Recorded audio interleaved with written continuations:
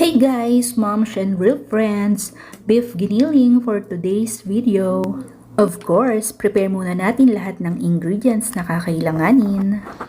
Chopped garlic and onion. Flex ko nga pala yung chopping board na nabili ko sa Daiso. Then yung mga gulay like carrot, potato, and bell pepper. Hindi ko lang naisama sa video yung bell pepper. Simulan na natin ang pagluluto. Dating gawi, gisa-gisa muna.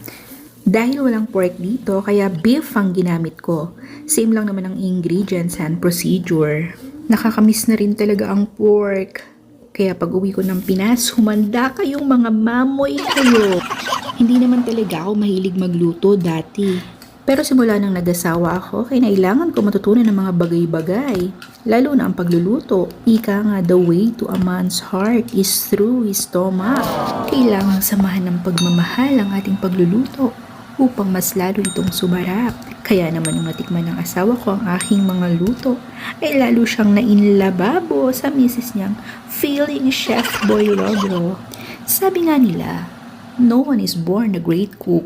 One learns by doing it. Kaya kung hindi ka pa marunong magluto sa ngayon, simulan mo lang gawin.